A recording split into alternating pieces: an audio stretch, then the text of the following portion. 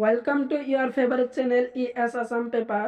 তো আজি তোমালোকৰ আগত লৈ আহিছোঁ BA second semester subject history major আৰু minor core course unit 2 question আছে আলোচনা কৰিম। তো চেপ্টাৰ বা unit 2 হল সুলতানী শাসন প্ৰতিষ্ঠা সুদৃঢ়কৰণ আৰু প্ৰসাৰণৰ পৰা সুলতানী অধীনত প্ৰশাসন ইৰকটা পদ্ধতিলৈ।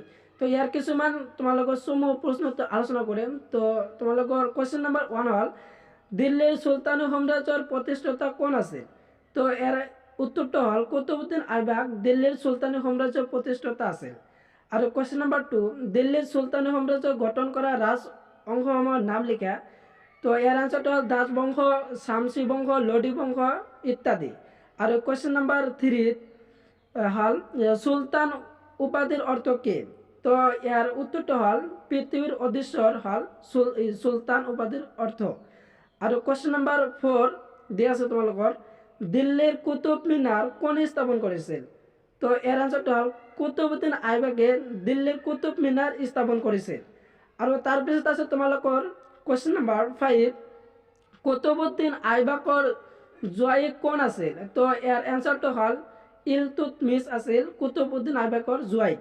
আৰ কোশ্চেন নাম্বাৰ 6 কোনজন সুলতানেৰ পল খেলি থাকতে ঘোড়াৰ পিঠিৰ পৰা বাগৰি মৃত্যু হয়েছিল? তো এৰ আনসাৰটা হল কুতুবউদ্দিন আইবকৰ মৃত্যু হয়েছিল। আর কোশ্চেন নাম্বার 7 লাখবক্স উপাধি কাক দিয়া হয়েছিল? তো এর আনসারটা হল কুতুবউদ্দিন আইবকক লাখবক্স উপাধি দিয়া হয়েছিল তেওঁৰ সুদৰ আৰু গুণৰ কাৰণে। আর কোশ্চেন নাম্বার 9 ইলতুৎমিশক কোন সুলতান আসম উপাধি দিছিল? তো এর আনসারটা হল বাগদর খলিফাই। ইলতুৎমিশক বাগদর খলিফাই সুলতান আসম উপাধি দিছিল। আর কোশ্চেন নাম্বার 9 যে মালিক তাজউদ্দিন রেজাব কোন আছিল? তো এর আনসারটা হল যে তোমালোকৰ মালিক তাজউদ্দিন রেজাব এজন মুসলমান পণ্ডিত আছে।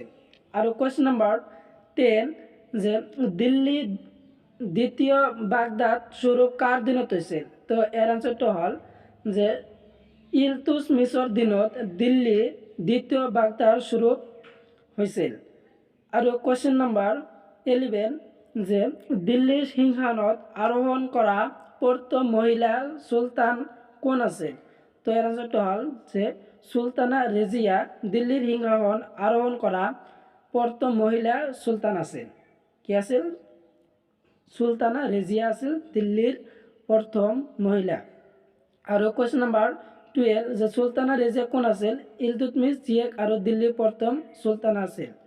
আর তাৰপিছত আছে তোমালোকৰ কোশ্চেন নাম্বাৰ 13 তিৰগিল খা কোন আছিল? তো এর আনসারটা হল বঙ্গদেশের শাসনকর্তা। আর কোশ্চেন নাম্বার 14 বরগা খা কোন আছিল? তো এর আনসারটা হল গিয়াউদ্দিন বলবনের পুতেক আছিল। আর কোশ্চেন নাম্বার 15 লেনপুন কোন আছিল? তো এর আনসারটা হল এজন ঐতিহাসিক আছিল লেনপুন। আর কোশ্চেন নাম্বার 16 কৈকবাদ কোন আছিল? তো এর আনসারটা হল বঙ্গদেশের শাসনকর্তা বরগা খার পুতেক। আর কোশ্চেন নাম্বার 17 কোনজন সুলতানে নিজের মহরত খলিফার নাম অঙ্কিত করেছিল? অ্যান্সারটা হল গিয়াউদ্দিন বলবনে। আর তার পিছত আছে তোমালোকৰ কোশ্চেন নাম্বাৰ 18 ইলতুৎমিশ নামৰ অর্থ কি? তো এর আনসারটা হল রাজ্যর সংরক্ষক। আর কোশ্চেন নাম্বার 19 মিনহাজ উজ সিরাজ কোন আছিল? তো এর আনসারটা হল বিখ্যাত ঐতিহাসিক আছে মিনহাজ উজ সিরাজ।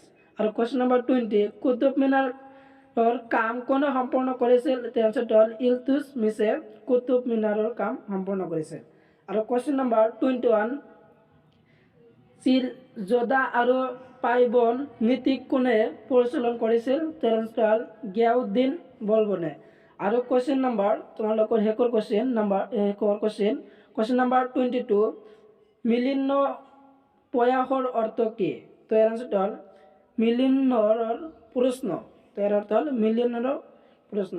তো এ আছিল তোমালোকৰ সেকেন্ড সেমিস্টাৰৰ সেকেন্ড পাৰ্টৰ অতি প্ৰশ্ন উত্তৰ। আৰু সম্পূৰ্ণ ভিডিও চাই থকাৰ বাবে তোমালোকক ধন্যবাদ।